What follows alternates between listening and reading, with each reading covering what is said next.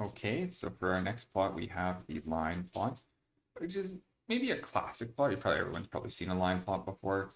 Nothing really super fancy here. Seaborn does a little bit extra in terms of statistical analysis, allowing us to automatically plot the confidence interval of where it would assume that this line is. If we have lots of data, we might have kind of some things that contradict each other. So this is helpful to understand the confidence interval, and we would want to pay attention to when, especially when confidence intervals start to overlap.